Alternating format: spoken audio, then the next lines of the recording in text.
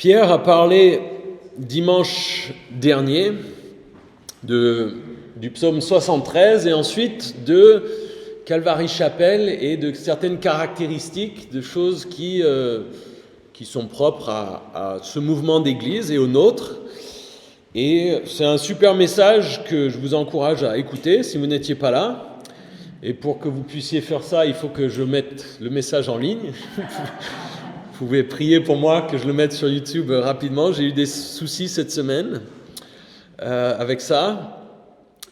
Mais dans la suite de cette idée qui nous a permis de regarder un petit peu certaines choses et d'expliquer pourquoi nous faisons certaines choses de la manière dont nous les faisons, aujourd'hui et au début de cette année 2021, je voulais en profiter pour vous parler de l'année à venir et de ma vision pour notre Église en 2021, en toute humilité. Parler comme ça, dire voilà ma vision pour l'Église, ça peut être un peu présomptueux. Moi, je vais pas m'engager de manière définitive, mais je veux vous présenter des choses que je crois que Dieu m'a mis sur le cœur. Et je suis content parce que en préparant et en voulant vous parler de ça, Dieu m'a mis sur le cœur la parabole dite des talents, et qui se trouve dans Matthieu 25, et je crois que cette parabole est une préparation et nous prépare très bien aussi pour la suite de notre étude dans Apocalypse, qui arrivera dimanche prochain, enfin, avec ce chapitre 19, si Dieu le veut, où nous parlerons du retour du Seigneur dans Apocalypse. Mais j'ai le sentiment qu'il y a un lien et que c'était donc, je crois, quelque chose que Dieu m'a inspiré à vous partager. Donc, nous allons lire ensemble dans Matthieu 25, les versets 14 à 30.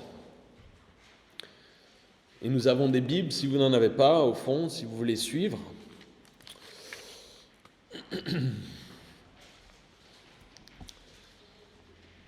Matthieu 25, verset 14.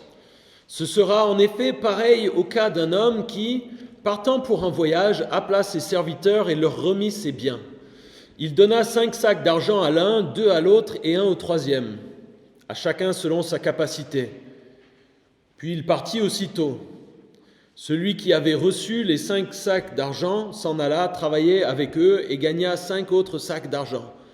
De même, celui qui avait reçu les 2 sacs d'argent en gagna 2 autres. Celui qui n'en avait reçu qu'un alla creuser un trou dans la terre et cacha l'argent de son maître. Longtemps après, le maître de ses serviteurs revint et leur fit rendre des comptes. Celui qui avait reçu les 5 sacs d'argent s'approcha et en apporta 5 autres et dit « Seigneur, tu m'as remis 5 sacs d'argent, en voici 5 autres que j'ai gagnés. » Son maître lui dit « C'est bien, bon et fidèle serviteur, tu as été fidèle en peu de choses, je te confierai beaucoup. Viens partager la joie de ton maître. » Celui qui avait reçu les 2 sacs d'argent s'approcha aussi et dit « Seigneur, tu m'as remis 2 sacs d'argent, en voici 2 autres que j'ai gagnés. » Son maître lui dit « C'est bien, bon et fidèle serviteur, tu as été fidèle en peu de choses, je te confierai beaucoup. Viens partager la joie de ton maître. » Celui qui n'avait reçu qu'un sac d'argent s'approcha ensuite et dit « Seigneur, je savais que tu es un homme dur. Tu moissonnes où tu n'as pas semé et tu récoltes où tu n'as pas planté. J'ai eu peur et je suis allé cacher ton sac d'argent dans la terre. Le voici, prends ce qui est à toi. » Son maître lui répondit « Serviteur mauvais et paresseux, tu savais que je moissonne où je n'ai pas semé et que je récolte où je n'ai pas planté. Il te fallait donc remettre mon argent au banquier et à mon retour, j'aurais retiré ce qui est à moi avec un intérêt. Prenez-lui donc le sac d'argent et donnez-le à celui qui a les 10 sacs d'argent. En effet, on donnera à celui qui a et il sera dans l'abondance, mais à celui qui n'a pas, on enlèvera même ce qu'il a. Quant au serviteur inutile, jetez-le dans les ténèbres extérieures, c'est là qu'il y aura des pleurs et des grincements de dents. » Amen. Notre parabole commence au verset 14. « Ce sera en effet pareil au cas d'un homme qui, partant pour un voyage, appela ses serviteurs et leur remit ses biens. Il donna 5 sacs d'argent à l'un, 2 à l'autre et 1 au troisième, à chacun selon sa capacité. Puis il partit aussitôt. Nous avons ici la mise en scène de cette parabole avec ce maître qui confie de l'argent à 3 serviteurs et qui s'en va ensuite. Et il y a cette tension, qu'est-ce qu'il va se passer ensuite ? On pourrait facilement imaginer un film ou un livre à partir de ce récit. Et ça me rappelle mes cours de français quand j'étais au collège, qu'on étudiait les pièces de théâtre de Molière, les différents actes. Il y a une structure dans les intrigues, dans les films, dans les livres, où on commence en présentant les personnages, en introduisant la situation de base. Et puis, il y a des crises qui surviennent, des choses qui se passent dans les actes qui suivent, qui vont nous mener et nous tenir en haleine. Et puis, normalement, sur la fin, il y a une résolution. Et on le voit quand on étudie la littérature et ces choses. Et ici, on a cette mise en scène, ce début avec les serviteurs qui reçoivent ces biens de ce maître et le maître qui part. Et il y a donc une question et quelque chose qui survient, c'est qu'est-ce qu'ils vont faire avec cet argent ? Comment ils vont l'utiliser ou comment ils vont répondre à ça ? Alors cette parabole, nous l'appelons la parabole des talents parce que dans d'autres traductions, le mot sac d'argent est traduit par talent. Et talent, en fait, c'est quelque chose qui décrit un poids de quelque chose. Et donc il y a l'idée que c'était un poids d'argent. Et ici, c'est comme si on nous disait qu'on nous donnait, c'est pas on nous donne 1 pièce, 2 pièces et 5 pièces, c'est on me donne 1 sac d'argent, 2 sacs d'argent et 5 sacs d'argent. Et donc je trouve que c'est très bien traduit dans la seconde 21 pour nous aider à comprendre ça. Moi je comprenais souvent par le passé l'idée que c'était des pièces. Il y en a un qui reçoit sa pièce de 2 euros, ensuite 2 pièces de 2 euros et ensuite 5 pièces de 2 euros. Et voilà, on se dit bon c'est pas grand chose, mais si on nous dit que je vous donne 5 kilos d'or, 2 kilos d'or et 1 kilo d'or, c'est tout de suite pas la même chose. Et l'histoire ici, il est important de se rendre compte de ça, et quand on voit les théologiens, les experts historiques qui essaient de discuter de ça, ils disent que ce talent, c'est vraiment une grande quantité d'argent. Ça va j'ai vu des gens qui disaient que c'était presque une carrière de gain au niveau de l'époque où ils vivaient, que c'était une grande quantité d'argent, que c'était beaucoup. Et donc ici, je pense que pour bien comprendre l'histoire, il est bon de saisir le montant, ce qui se passe pour chacun de ces serviteurs. Et pour moi, pour bien le mettre en relief, on devrait le comprendre comme il y a un serviteur qui reçoit 100 000 euros, un autre qui reçoit 200 000 euros, et le troisième, il reçoit 500 000 euros. Ils reçoivent tous les trois beaucoup d'argent. Alors qu'est-ce qui se passe au verset 16 ? Celui qui avait reçu les 5 sacs d'argent s'en alla, travailler avec eux et gagna 5 autres sacs d'argent. De même, celui qui avait reçu les 2 sacs d'argent en gagna 2 autres. Celui qui n'en avait reçu qu'un alla creuser un trou dans la terre et cacha l'argent de son maître. Longtemps après, le maître de ses serviteurs revint et leur fit rendre des comptes. Celui qui avait reçu les 5 sacs d'argent s'approcha, en apporta 5 autres et dit « Seigneur, tu m'as remis 5 sacs d'argent. En voici 5 autres que j'ai gagnés. » Son maître lui dit « C'est bien, bon et fidèle serviteur, tu as été fidèle en peu de choses, je te confierai beaucoup. Viens partager la joie de ton maître. » Celui qui avait reçu les 2 sacs d'argent s'approcha aussi et dit « Seigneur, tu m'as remis 2 sacs d'argent, en voici 2 autres que j'ai gagnés. » Son maître lui dit « C'est bien, bon et fidèle serviteur, tu as été fidèle en peu de choses, je te confierai beaucoup, viens partager la joie de ton maître. » Ces 2 premiers serviteurs prennent ce qui leur a été confié et ils le font fructifier. Ils reçoivent quelque chose de la part de leur maître et ils en font quelque chose.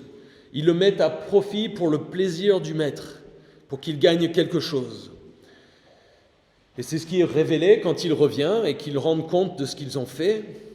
Et le maître est content de ses serviteurs et il les récompense. Et ici, il y a vraiment quelque chose qui fait penser au paradis, au ciel. Cette idée de viens partager la joie de ton maître. C'est l'idée de viens être avec moi et être dans la joie, célébrer ensemble. Comment ne pas penser au ciel avec Jésus en lisant ça? Alors ils ont travaillé pour faire fructifier cet argent pour le maître. Le sentiment que nous avons, c'est qu'ils ont travaillé rapidement, qu'ils ont travaillé avec persévérance, qu'ils ont travaillé avec succès. Et quand le maître est revenu, ils étaient prêts à rendre compte de ce qu'ils avaient reçu et de ce qu'ils avaient produit comme résultat. Ils étaient prêts. Et le maître les loue et leur promet des bénédictions et d'être ensemble avec lui. Et je pense ici, on voit les deux serviteurs, on voit qu'ils reçoivent la même récompense. Et le sentiment qu'on a et qu'on va voir aussi avec le mauvais serviteur, c'est que Dieu ne mesure pas vraiment, le maître ici dans l'histoire ne mesure pas vraiment la quantité ou le résultat, on va dire matériel, mais il mesure plutôt le caractère de ses serviteurs. Ces serviteurs ont fait quelque chose de bien, ils ont été bons et fidèles envers leur maître. Et il est content principalement pour ça. Et on va voir que le dernier, on va lui reprocher d'avoir été paresseux et de n'avoir rien fait. Et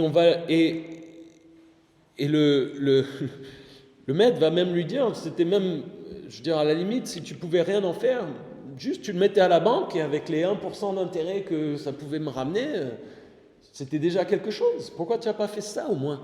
Et on voit qu'il y a cette idée qu'il mesure le caractère de ses serviteurs. Et il est intéressant et important de noter quelques éléments sur ces deux serviteurs. Il est bon de voir, on peut se poser la question, pourquoi est-ce qu'il y en a qui reçoivent 5, un qui reçoit 5 et l'autre qui reçoit 2 et le troisième 1? La Bible dit simplement ici que c'est selon les capacités des serviteurs et que c'est la décision du maître. C'est le maître qui décide, qui est souverain pour établir cela. Est-ce que le premier était plus méritant que le second? On ne sait pas. Rien ne permet vraiment de le dire. On voit qu'ils ne se plaignent pas de ce qu'ils ont reçu ou de ce qu'ils ont reçu moins ou plus que l'autre. Ils ne se comparent pas, ils se concentrent sur ce qu'ils ont reçu. Et encore une fois, ils sont récompensés, d'après ce qu'on voit, de la même manière. Et le maître est content, pas à cause de la quantité exactement, mais du fait qu'ils ont fait fructifier ce que le maître leur a confié. Et en contraste, au verset 24, celui qui n'avait reçu qu'un sac d'argent s'approcha ensuite et dit « Seigneur, je savais que tu es un homme dur. Tu moissonnes où tu n'as pas semé et tu récoltes où tu n'as pas planté. J'ai eu peur et je suis allé cacher ton sac d'argent dans la terre. Le voici, prends ce qui est à toi. » Son maître lui répondit, « Serviteur mauvais et paresseux, tu savais que je moissonne où je n'ai pas semé et que je récolte où je n'ai pas planté. Il te fallait donc remettre mon argent au banquier et à mon retour, j'aurais retiré ce qui est à moi avec un intérêt.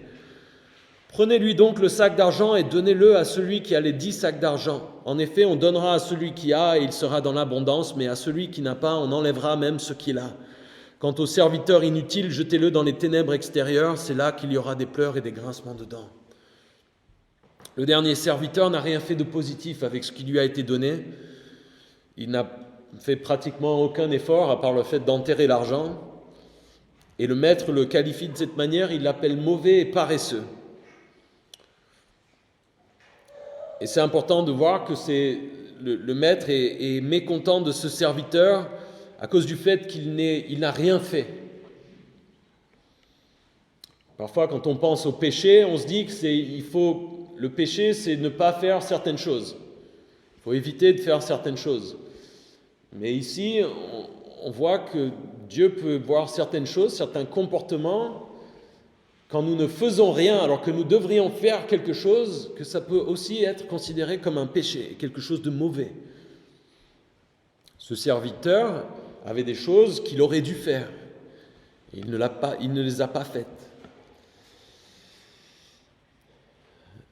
Et le maître aurait aimé que son serviteur essaye quelque chose.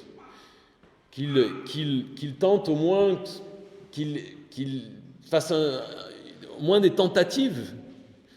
Et ici, c'est intéressant dans ce qu'il lui dit, de dire, si toi, imaginons peut-être que les 2 premiers serviteurs, c'était des entrepreneurs, des gars qui ont de l'intelligence, des capacités, des moyens, qui peuvent prendre de l'argent et l'investir et l'utiliser et le faire fructifier, qui ont des compétences. Peut-être que le dernier se dit, moi, j'ai pas ces compétences-là.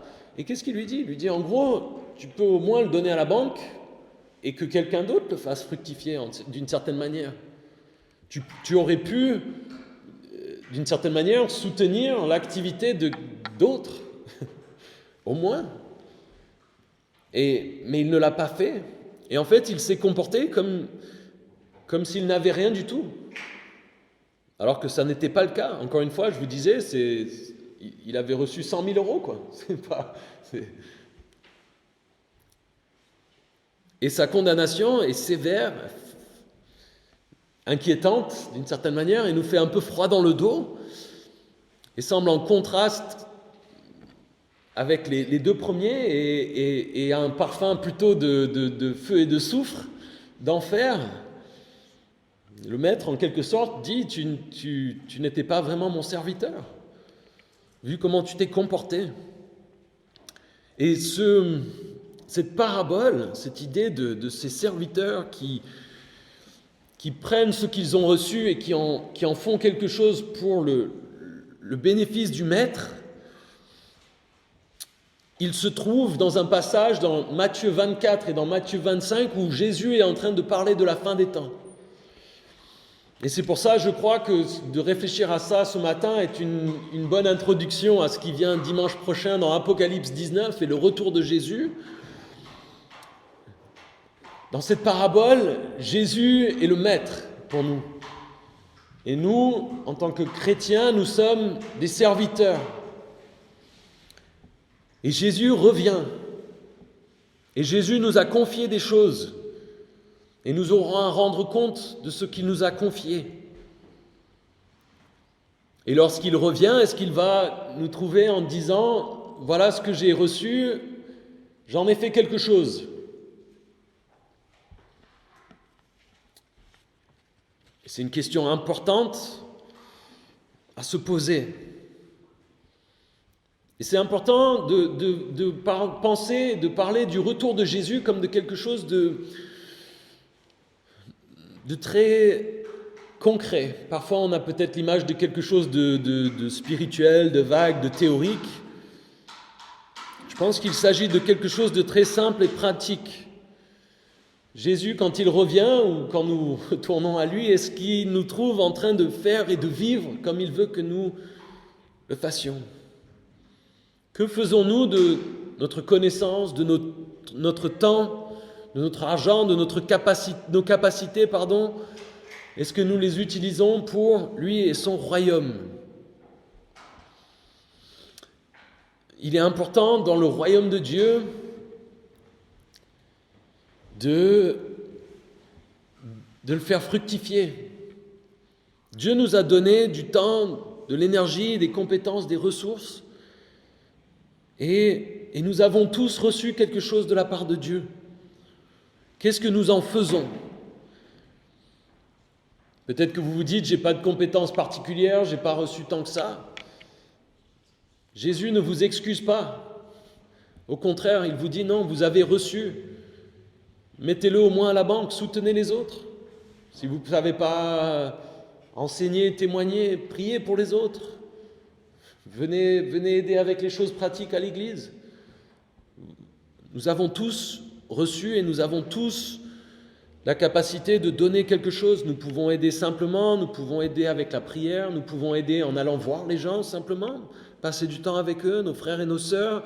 Nous pouvons tous donner de l'argent, nous avons tous quelque chose à donner. Et c'est quelque chose que nous pouvons nous poser comme question au niveau individuel, mais je pense aussi au niveau de notre Église, en tant qu'Église. Et avant de passer sur une liste de choses que j'aimerais viser cette année, disons, encore une fois, je veux revenir sur l'idée que c'est le caractère qui importe. Parfois, nous accordons beaucoup d'importance aux résultats et aux fruits que nous pouvons porter en eux-mêmes pour dire si nous sommes en réussite ou pas. Mais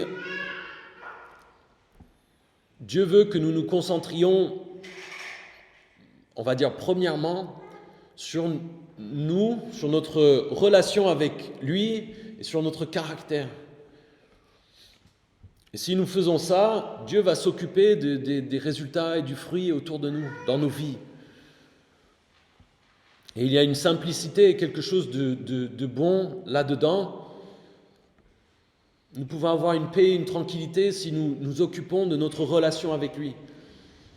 Parfois, nous, en tant que chrétiens, on va servir, on va faire des choses, on va organiser des événements à l'église. Et puis, en tant qu'individu, peut-être qu'on ne lit pas la Bible chez soi, on ne prie pas chez nous en tant qu'individu. On délaisse parfois notre relation avec Jésus au profit d'actions et de choses, d'activités. Et nous devons faire attention à ça. Et c'est intéressant de noter quand Paul parle à Timothée, dans les épîtres qu'il lui écrit, et dans d'autres passages des épîtres qu'on appelle pastorales, ces conseils aux pasteurs, il y a beaucoup tous les conseils sont sur le caractère des pasteurs et de ceux qui dirigent les églises. Et en fait, sur la forme et comment l'église doit s'organiser, on va dire concrètement, comment doit se passer le culte du dimanche matin, comment doit s'habiller le pasteur, etc. Il n'y a pas beaucoup de détails, mais le caractère est important.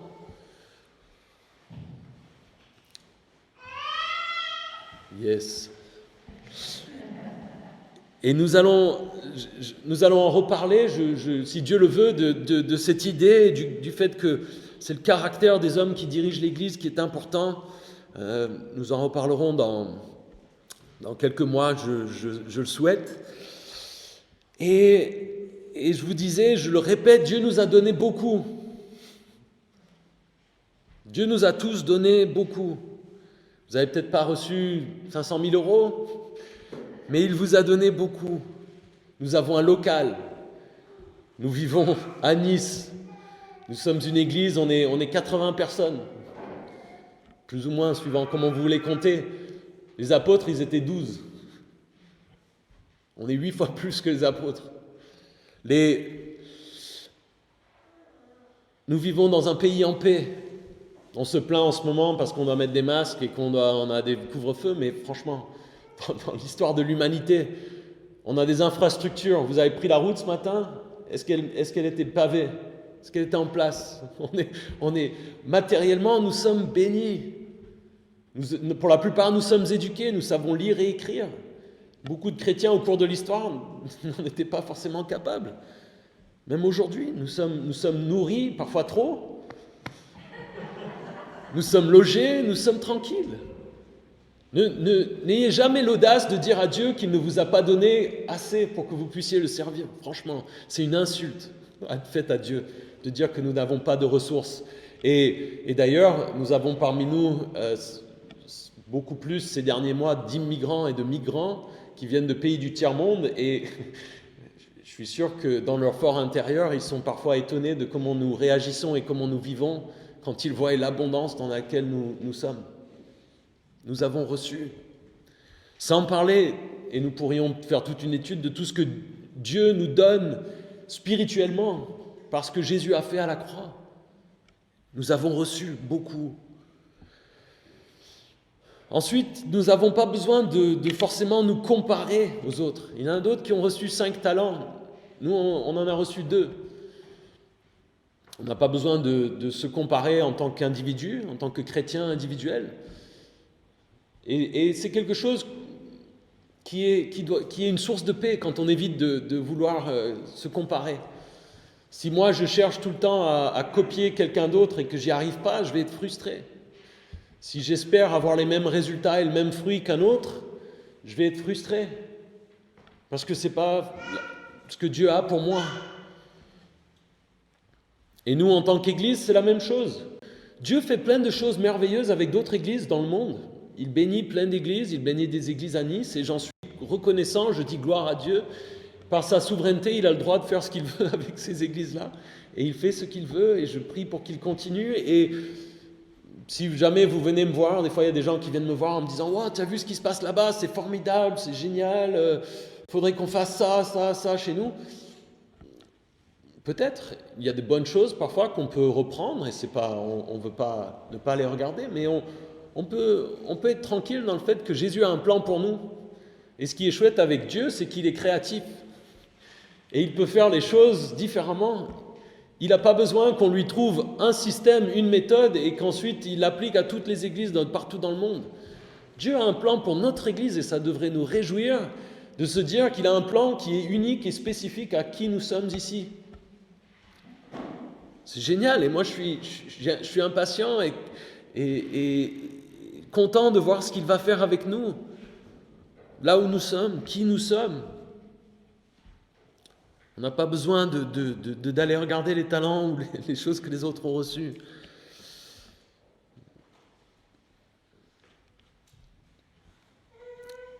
Et nous pouvons travailler tranquillement avec ce que Dieu nous a donné, nous satisfaire de ça. Vous savez qu'une église, une petite église, peut être une église qui reçoit un 10 sur 10 de la part de Jésus. C'est pas parce qu'une église est grosse, grande et qu'il y a plein de monde qui viennent que Jésus dit c'est eux, ils ont réussi. Alors on prie et on souhaite que Dieu nous utilise pour amener de nouvelles personnes à la foi, mais je pense qu'il y a des gens dans le monde, il y a des gens dans l'histoire qui ont servi Dieu fidèlement et qui n'ont pas forcément vu de fruits en nombre et de manière visible. Je pense qu'il y a des pasteurs qui ont enseigné des sermons merveilleux, bien mieux que ce que je peux faire, et qui n'ont pas forcément eu un réveil dans leur église ou là où ils étaient. Dieu les a certainement utilisés pour fructifier dans la mesure où il le voulait, ce qu'il leur avait donné. Mais il y a une tranquillité que nous pouvons avoir à rester fidèles à ce que Dieu nous a donné et à ne pas nous soucier des résultats et nous dire déjà si notre caractère, si nous grandissons dans notre relation avec lui, dans notre compréhension de qui il est, il est content déjà. Ce qui est formidable, c'est qu'il va produire du fruit quand même. Et il est fidèle, lui, pour le faire. Et ça vient invariablement quand même. Alors pour nous, en tant qu'Église, je voulais, en ce début d'année, après cette introduction, on va parler encore 2 heures, non, je vais couper un peu plus court. Je voulais nous donner 4 objectifs, on va dire. Et avant de vous lister ces objectifs, je voulais simplement dire que nous sommes une église, et je prie que nous soyons une église qui suit Jésus. Si vous vous dites, tiens Antonio, où est-ce que tu vas avec l'église, où est-ce qu'on va? Je vais vous dire, je ne sais pas. En fait, je ne sais pas où on va. Moi, je suis un sous-berger. Jésus, le berger, sait où il mène le troupeau et sait où il veut nous mener.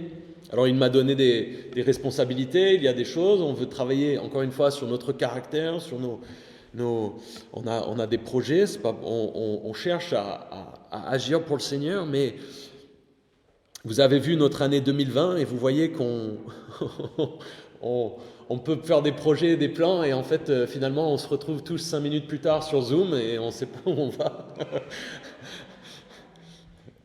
C'est la réalité. Dieu sait où on va. Nous, on ne sait pas. Mais ce qui est beau, c'est qu'on reste attaché à Jésus et lui sait où il nous mène. Et ce qui est formidable, c'est quand on voit peut-être pas le futur, on ne sait pas trop où on va, on ne sait pas, il y a des choses qui sont floues, qui sera là, la maladie, les lois, les tendances dans le monde. Mais ce qui est bien, et parfois c'est bon de le faire, c'est de regarder en arrière. Et juste quelques points pour vous rappeler, pour notre Église en 2020,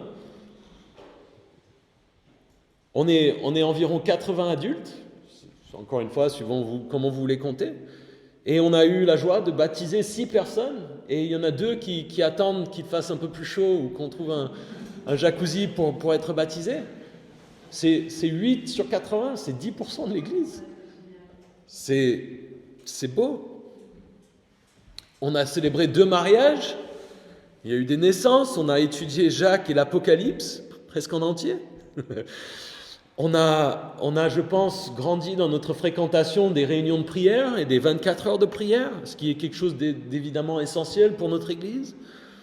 On a réussi au niveau pratique à obtenir un rescrit fiscal, qui était un document important pour nous, et surtout en ces jours où au niveau de la législation, on dirait qu'il va peut-être y avoir un certain durcissement. Ce document nous permet d'être un peu plus tranquilles pour les années à venir.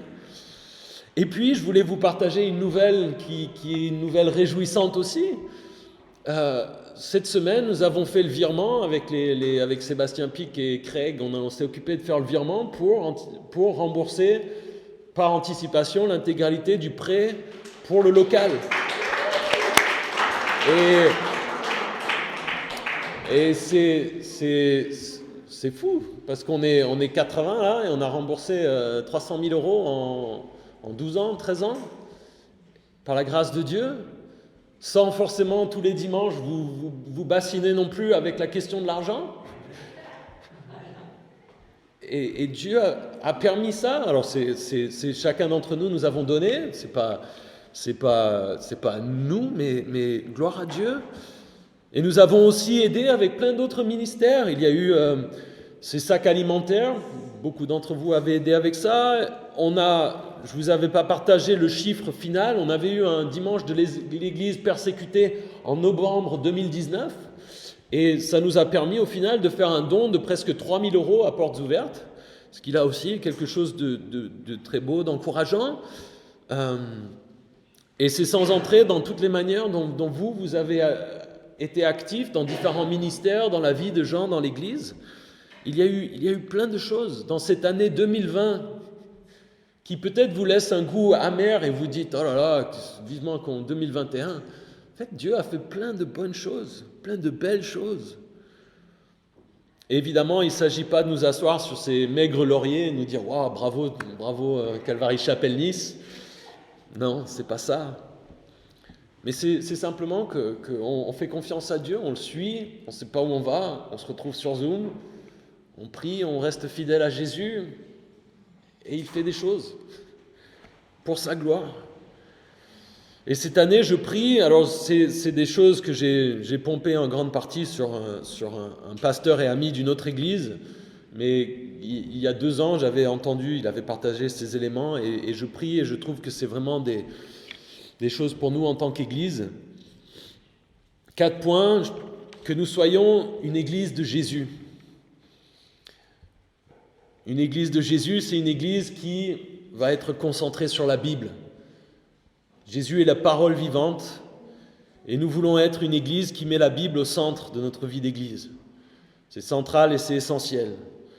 Ça nous garde sous son autorité et c'est pourquoi nous nous engageons et c'est ce que nous faisons. Je pense que nous le faisons plutôt bien. Nous nous engageons à enseigner la Bible, à la prêcher, en tant qu'individu, à la lire, à l'apprendre et à l'appliquer dans nos vies, et que ce soit du plus jeune au plus vieux parmi nous. Nous devons avoir cette motivation pour que tout ce qui se passe à l'Église soit fondé sur la parole de Dieu, que ce soit l'école du dimanche, que ce soit le fait de servir quand vous faites le ménage, vraiment que la parole de Dieu soit au centre. Dans Matthieu 4,4, Jésus citait le Deutéronome en disant « L'homme ne vivra pas de pain seulement, mais de toute parole qui sort de la bouche de Dieu. » La Bible est au centre. Une église de Jésus, c'est une église qui va faire preuve de l'amour de Jésus, parce que Jésus nous aime. Et nous devons grandir dans cet amour pour Jésus et les uns pour les autres. Jésus disait dans Jean 13, les versets 34 à 35, « Je vous donne un commandement nouveau, aimez-vous les uns les autres, comme je vous ai aimé vous aussi. Aimez-vous les uns les autres. C'est à cela que tous reconnaîtront que vous êtes mes disciples, si vous avez de l'amour les uns pour les autres. » Et c'est répété dans beaucoup d'endroits. Et nous cherchons et nous prions que toute personne qui vienne dans cette Église reçoive cet amour de Jésus à travers nous, mais qu'aussi toute personne qui fréquente notre Église, à terme, devienne quelqu'un qui transmette aussi cet amour aux autres, ici et à l'extérieur. C'est un témoignage, ils nous reconnaîtront à l'amour. Nous prions et je prie que nous continuions à grandir et à cultiver cet amour. Et avec cette idée d'amour, il y a l'idée de service. Une église de Jésus, c'est une église de serviteurs. Jésus, qui est notre exemple, était un serviteur.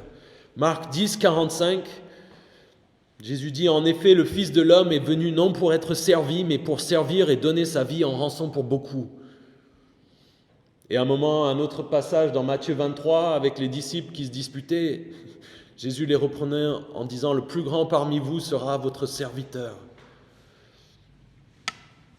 Paul, dans Galates 5, disait « Frères et sœurs, c'est à la liberté que vous avez été appelés. Seulement ne faites pas de cette liberté un prétexte pour suivre les désirs de votre nature propre.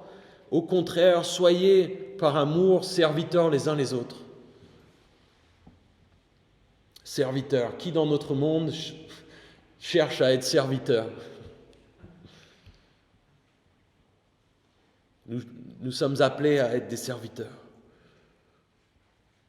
Si vous voulez être grand dans le royaume de Dieu, dans l'Église, vous servez les autres. Les choses que personne d'autre veut faire, vous prenez ça et vous le faites.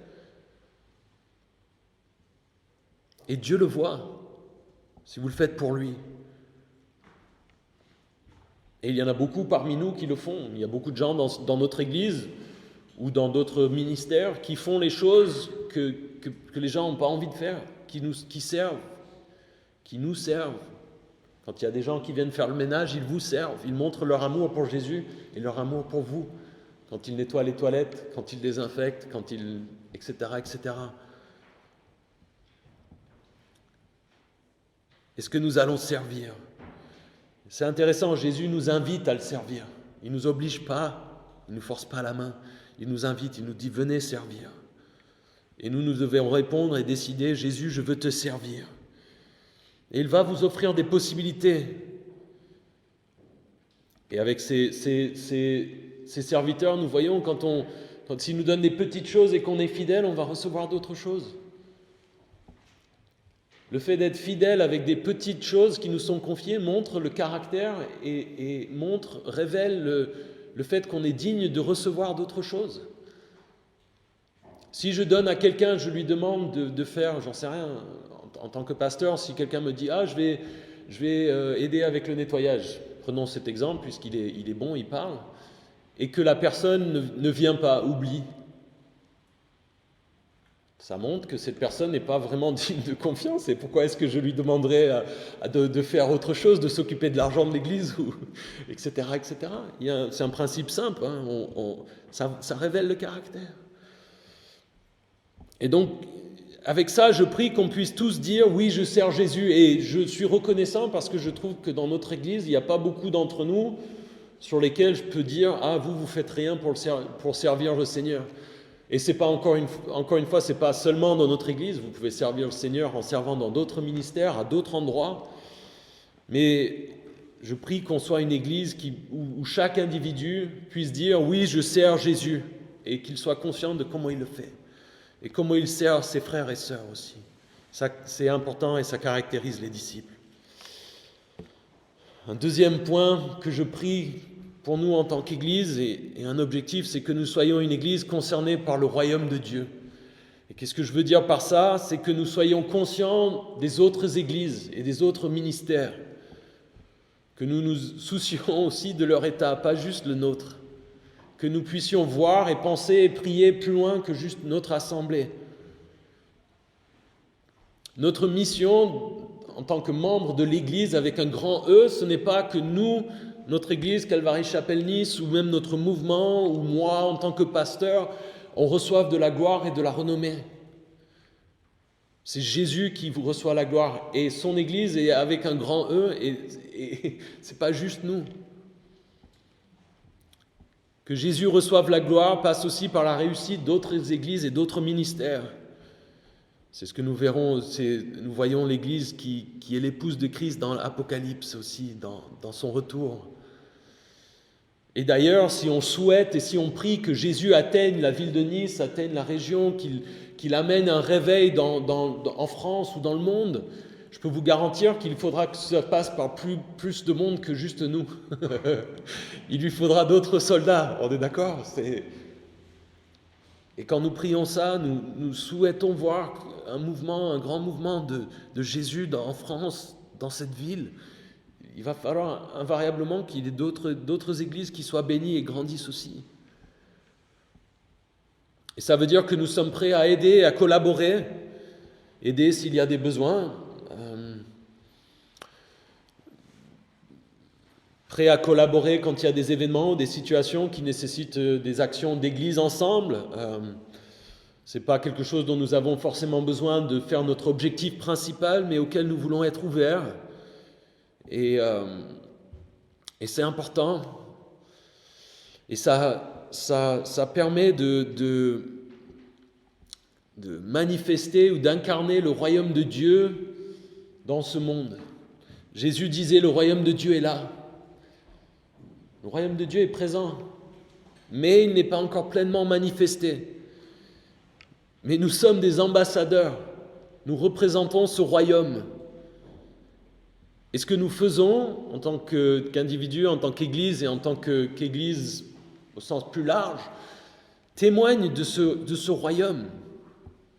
Et pour le monde extérieur, souvent, c'est avec des actions d'aide, d'aide sociale, de générosité, etc., envers ceux qui sont dans le besoin. Et pour notre petite Église, et moi en tant que pasteur, je suis fier d'être votre pasteur parce que je trouve que vous avez le cœur sur la main et que quand il y a des opportunités qui se présentent, pour la plupart, vous êtes généreux et vous cherchez à donner tout de suite quand vous êtes au courant de besoins. Et je me réjouis de ça. Nous voulons infecter la société autour de nous avec le royaume de Dieu, avec l'amour de Jésus. Nous ne sommes pas appelés à nous retirer du monde, mais au contraire à être présents dans le monde, à être le sel qui préserve. Et nous le faisons, cette idée de participer au royaume de manière plus large, nous le faisons en participant par exemple à la pastorale de Nice. C'est un groupe de pasteurs d'églises différentes de la ville, principalement, un peu plus loin, un peu plus large que juste Nice, qui se retrouvent régulièrement pour prier, pour s'encourager, pour échanger. Et on aura l'occasion, notamment avec cette réunion de prière, bon c'est sur Zoom, le mardi 12, mais c'est déjà un premier point. Alors, vous en êtes peut-être pas conscient tous les dimanches matins, mais Pierre participe, James participe, Paul a participé par le passé aussi. Et nous sommes donc en contact avec les autres pasteurs de la ville. Nous n'ignorons pas les autres pasteurs de la ville. On voit aussi qu'il y a des opportunités de travailler avec d'autres œuvres ou d'autres ministères, et il y a l'association Le Soleil des Nations, qui évidemment n'est pas juste constituée de gens de notre Église. Il y a les enfants à la montagne, il y a les stands bibliques qui sont gérés par un pasteur qui s'appelle Marcel Marchioni, qui met en place des stands d'évangélisation.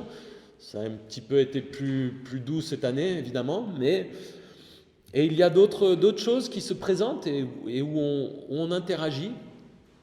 Et c'est une bonne chose, quelque chose qui plaît à Dieu, je pense, et qui lui rend gloire. Le troisième point, je prie que nous soyons une Église qui cherche à obéir à la grande commission, évidemment. Dans Matthieu 28, les versets 18 à 20, Jésus s'approcha et leur dit « Tout pouvoir m'a été donné dans le ciel et sur la terre. Allez donc, faites de toutes les nations des disciples. Baptisez-les au nom du Père, du Fils et du Saint-Esprit et enseignez-leur à mettre en pratique tout ce que je vous ai prescrit. Et moi, je suis avec vous tous les jours jusqu'à la fin du monde. »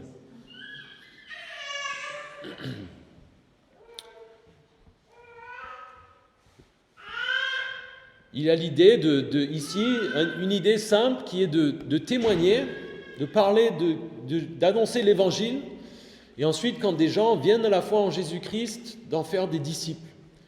Faire des disciples, ça veut dire les aider à apprendre et à mûrir et à grandir dans leur foi et leur relation avec Jésus, arriver à une certaine maturité. Et nous voulons participer à ça et obéir à cette mission que Jésus a donnée à son Église, initialement à ses apôtres. Et nous voyons cet exemple des apôtres qui ont reçu ça et qui sont partis et qui allaient dans des villes et qui annonçaient l'Évangile. Et puis quand il y avait des gens qui venaient, ils restaient et ils les enseignaient jusqu'à en faire une église. Et on voit, ça se répète. Et le moyen pour on va dire que l'église comme ça se développe dans le monde, dans notre région, dans notre ville, il y a cette idée on témoigne, on annonce l'évangile à des gens et ensuite quand il y a des gens qui viennent à lui, qui donnent leur vie à Jésus, qu'il y a ensuite ce travail d'en faire des disciples et on le comprend, peut-être on se dit bon d'accord, oui. En théorie, oui. Souvent, c'est un petit peu l'idée que, ça, c'est le job du pasteur. Hein? Mais je pense qu'on pourrait se poser plusieurs questions. Déjà, dans cette idée, je pense qu'il y a l'idée qu'on doit chercher à être de meilleurs disciples nous-mêmes. Est-ce que vous êtes de bons disciples? Est-ce que vous êtes solides déjà, vous, en Jésus? Cherchez à vous améliorer cette année. Si vous êtes récemment converti, que vous avez encore plein de questions, qu'il y a plein de choses que vous ne comprenez pas, cherchez à grandir, à devenir un meilleur disciple de Jésus. Venez me demander des ressources, demandez à venir discuter. Prenez le temps pour lire, pour écouter, pour grandir. Recherchez Jésus. Et si vous êtes chrétien depuis plus longtemps, posez-vous la question, est-ce que vous sauriez, si quelqu'un est nouveau-né et dans la foi, vient à Jésus, est-ce que vous sauriez l'aider à devenir un disciple? Est-ce que vous sauriez faire une étude biblique ou lui expliquer les bases de la foi en Jésus, de la vie avec Jésus? Si vous ne pensez pas pouvoir le faire, si vous dites « Oh là là, non, je ne pourrai pas », cherchez à vous former cette année. Demandez-moi, demandez à d'autres, il y en a qui savent, qui ont de l'expérience. Cherchez à vous développer avec ça. C'est pas juste le travail du pasteur, ça. Hein. C'est pas... Ça va, ça fait partie du boulot du pasteur, évidemment, mais en tant que chrétien, nous avons cette responsabilité. Si vous êtes des disciples, vous devriez être en mesure de faire d'autres disciples. Et je pense que c'est peut-être quelque chose dans notre Église où nous avons des progrès à faire. Moi, en tant que pasteur, peut-être nous, chacun en tant que disciple, en tant qu'institution, peut-être d'avoir quelque chose qui est plus clair, peut-être plus formalisé, qui est plus visible pour ceux qui viennent à la foi et qui veulent en apprendre plus sur les bases. J'ai le sentiment qu'on devrait faire un effort, que je dois faire un effort là-dessus. Donc vous pouvez prier pour ça. Avec cette idée de s'impliquer dans le fait d'implanter peut-être des églises ou d'aller participer à des nouvelles implantations, il y a quelque chose de simple qui survient, qui est que on a besoin de bons disciples ici à l'église pour permettre à certains de partir ailleurs. Si s'il n'y a personne pour remplacer ceux qui sont appelés à aller peut-être implanter ailleurs une autre église ou travailler dans un autre ministère, on va pas loin. Et donc c'est un encouragement pour chacun d'entre nous à servir, à prendre des responsabilités. Et là aussi, je suis reconnaissant. Le fait que moi, je m'occupe actuellement, maintenant, de la plupart de la routine de l'église, fait que Pierre et Nancy sont plus libres. Cette année, avec le Covid, ça n'a pas été le cas, mais ils ont à cœur d'aller encourager d'autres églises et d'autres implantations en France et d'aider avec ça. Et c'est parce qu'il y a quelqu'un qui est là maintenant pour les libérer. On a Nathan et Julie qui sont partis, je crois, travailler dans le royaume de Dieu. Et Dieu les utilise, mais pour qu'ils puissent partir, il a fallu d'une certaine manière que d'autres disciples les remplacent et prennent un peu certaines de leurs responsabilités ici dans l'Église. Et donc, en servant dans l'Église locale aussi, et en étant de bons disciples, vous participez aussi, dans la mesure où l'Église essaie d'encourager à certains de partir et de travailler ailleurs, ou peut-être même l'évangélisation. Le fait de permettre à d'autres d'aller dans la rue, d'évangéliser en vous occupant, en leur donnant le temps, etc. C'est une interaction. Et avec ça, je voulais vous dire, l'Église ici a été implantée, Dieu a amené Pierre et Nancy à venir à Nice et à commencer cette Église. Et nous arrivons à un certain stade aujourd'hui où je pense qu'on peut tourner les regards et se dire comment est-ce qu'on peut, nous, maintenant, chercher à pousser vers l'extérieur. Pas juste nous dire, comment est-ce qu'on fait pour se développer ici? On va mettre des chaises plus confortables, des chauffages meilleurs pour que vous ayez moins froid le dimanche matin. Peut-être qu'on pourrait faire un service de popcorn pendant le...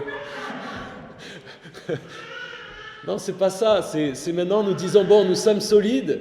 Comment est-ce que nous pouvons soutenir ailleurs? Et nous soutenons, si vous ne le savez pas, Calvary Chapelle Nice, on soutient de manière très légère Calvary Chapelle Paris et Calvary Chapelle Lyon, qui sont deux implantations d'églises un peu plus mûres. Les Calvary Chapelle, c'est un mouvement auquel nous appartenons, donc nous connaissons, et il y a des implantations actuellement à Valenciennes, Bourges et La Rochelle, qui sont très petits et qui ont besoin d'encouragement et d'aide. Et nous en avons parlé avec le fait de ne plus avoir de prêts à rembourser. Nous pensons et nous espérons contribuer un peu financièrement à aider ces implantations. Et je pense que ce serait aussi quelque chose de formidable si nous pouvions peut-être à quelques-uns faire des voyages et aller les encourager, aller les rencontrer, aller prier pour eux, peut-être faire de l'évangélisation, j'en sais rien. Mais suivant comment Dieu le permet, ce serait formidable et je pense que c'est essentiel pour nous d'avoir ce regard.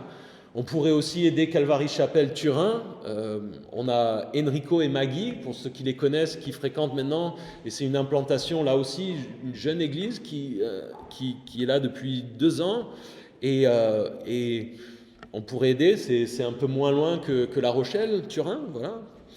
Alors, ce n'est pas quelque chose où on a besoin de forcer et de dire maintenant il faut qu'on fasse que ça encore. On attend que Jésus nous conduise dans ça et on espère par exemple notamment que Pierre et Nancy puissent plus voyager et aller les encourager aussi, peut-être nous ramener des nouvelles, nous faire un lien avec ces églises. Il y avait cette connexion avec l'église au Burundi qui est arrivée un peu de manière fortuite. Peut-être que Dieu ouvrira cette porte de manière plus large, nous verrons, mais nous voulons être ouverts et je pense que c'est quelque chose de vital à l'Église d'avoir ce regard vers l'extérieur. Ça peut aussi être des ministères plus proches, évidemment, dans la région, les ministères auxquels nous participons déjà, évidemment. Et le 4e point que je prie pour nous pour cette année, c'est que nous soyons une Église qui fonctionne au Saint-Esprit, qu'on carbure au Saint-Esprit. Dans Actes 1:8, Jésus disait à ses disciples, « Vous recevrez une puissance lorsque le Saint-Esprit viendra sur vous, et vous serez mes témoins à Jérusalem, dans toute la Judée, dans la Samarie, et jusqu'aux extrémités de la terre. »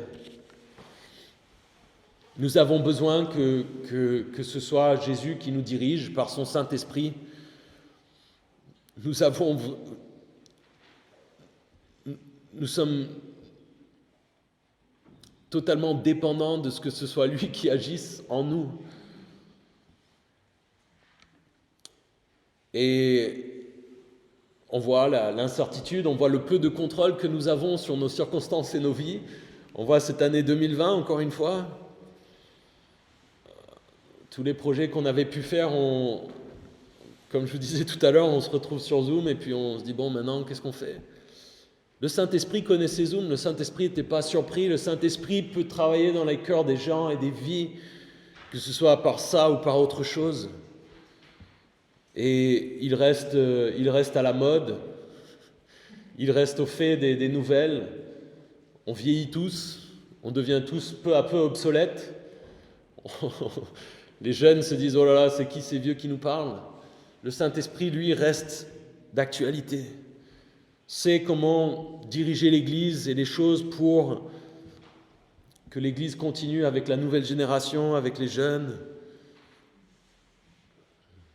Mais nous avons besoin de le laisser travailler à travers nous. Nous avons besoin que les choses que nous faisons soient par sa puissance. Et parfois c'est difficile et c'est quelque chose qui peut nous poser problème, c'est que le Saint-Esprit, parfois, il nous dirige de manière inattendue ou à faire des choses qui nous mettent un peu mal à l'aise, qui nous dérangent, qui ne nous plaisent pas forcément, qui ne collent pas avec nos plans. C'est parfois la raison pour laquelle on essaie de faire des théologies très bien ficelées. On case tout pour tout contrôler. Voilà comment ça se passe. L'Église, c'est ça. Dimanche matin, de 10h à midi. Et pas une minute de plus. Ce matin, ça devrait passer. Mais en tant qu'homme, on a cette tendance à vouloir contrôler les choses et mettre en place des plans et des projets. Et c'est bien qu'on cherche à faire des choses et à être proactif pour Dieu. Mais nous voulons rester flexibles à l'influence du Saint-Esprit et à sa direction. Nous avons surtout besoin que lui fasse ce qu'il veut faire. Parce que si lui vient travailler à travers nous, ça va produire du fruit. Si c'est juste nos projets, nos plans, ça va faire pchit. Alors il y a des choses qui vont rester les mêmes, évidemment. Acte 2, 42 est un verset important. Il persévérait dans l'enseignement des apôtres, dans la communion fraternelle, dans la fraction du pain et dans les prières. Et nous avons regardé ces choses avec Dave Newton à la montagne il y a 2 ans, en retraite à Saint-Martin-Vésubie. On avait parlé du fait que nous recevons la parole de Dieu, le Saint-Esprit, les fruits de l'Esprit, les dons de l'Esprit, et qu'il y a la louange, le fait d'enseigner la parole, de prier ensemble, d'avoir de la communion fraternelle, que ce sont des choses de base qui caractérisent toujours l'Église. Ce sont des choses de fond. Mais après, les formes, comment ça se passe exactement, ça peut changer. Et avec le Saint-Esprit, ce qui est beau et ce qui devrait nous donner, nous faire envie aussi, c'est le fait que quand nous...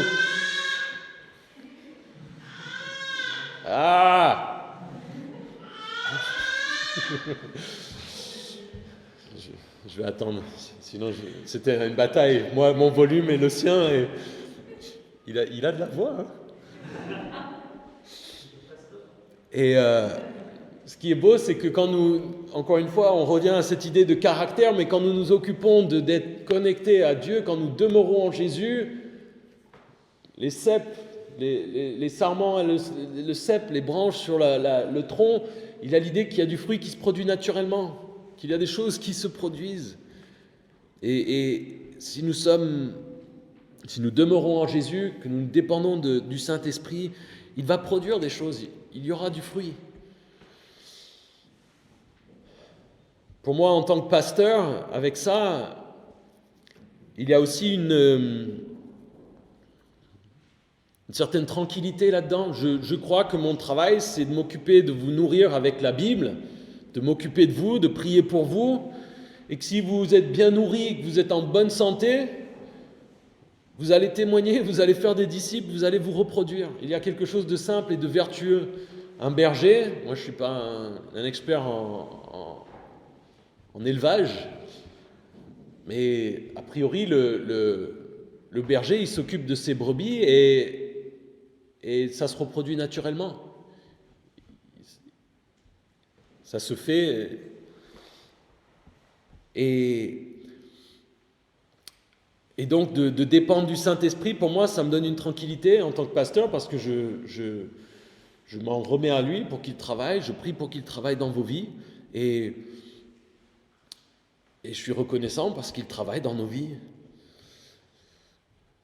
Et avec le Saint-Esprit et cette idée de rester flexible, encore une fois,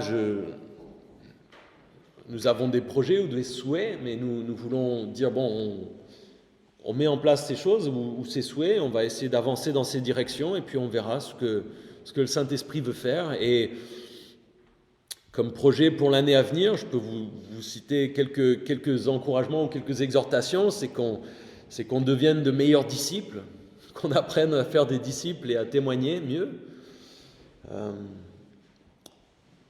qu'on continue et qu'on grandisse dans l'évangélisation, qu'on continue et qu'on grandisse aussi peut-être avec de l'aide pratique aux personnes en difficulté ou dans le besoin.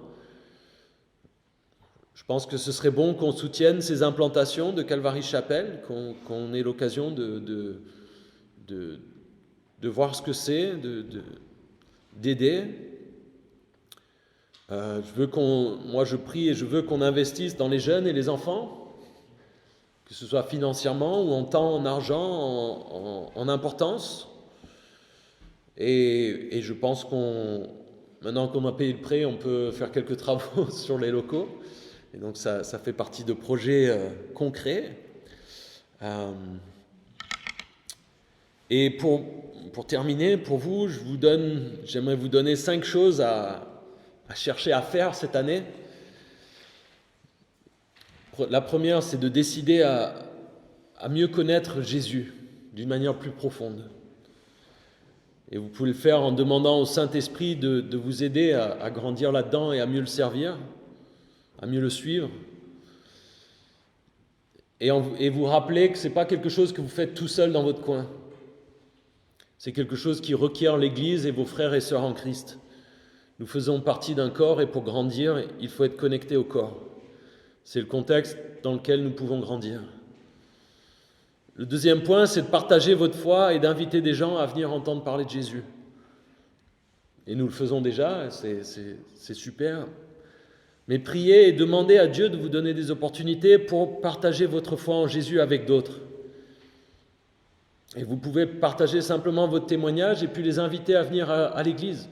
Il y a peut-être des gens qui vous disent « Non, moi je suis athée, je ne crois pas en Dieu » et vous pouvez lui dire « D'accord, mais tu peux venir écouter, voir ce que c'est. »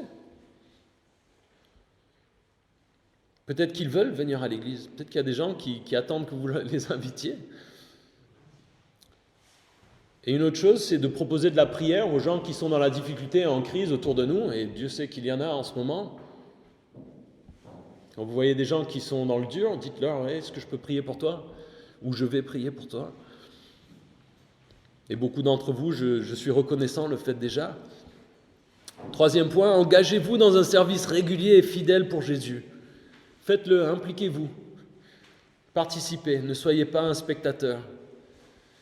Vous faites partie du corps de Christ, faites quelque chose pour le royaume de Dieu, dans cette église ou dans un autre ministère. Et là aussi, je suis reconnaissant parce que quand je vous regarde, il n'y en a pas beaucoup où je me dis, tiens, ceux-là, ils sont paresseux, ils ne veulent rien faire. Donc, mais c'est un encouragement.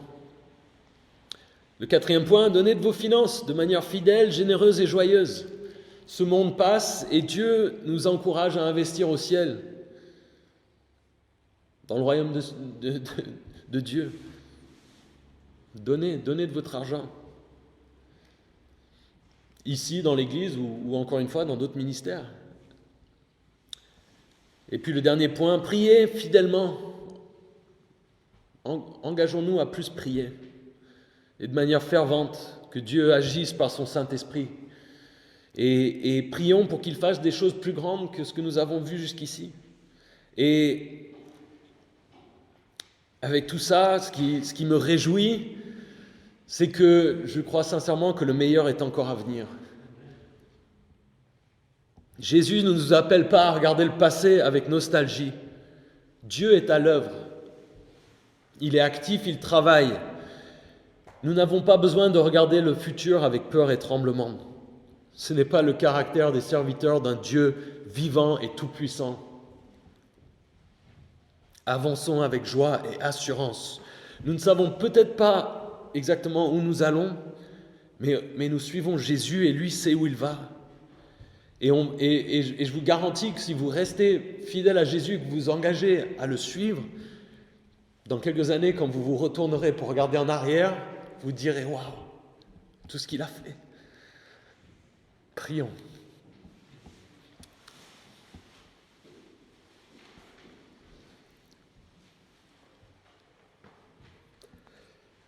Seigneur, nous voulons te suivre. Nous voulons être une église qui est une église à ton image.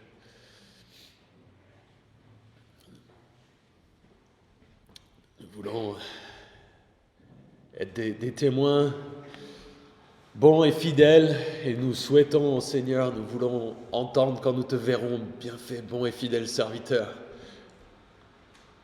Viens participer à ma joie.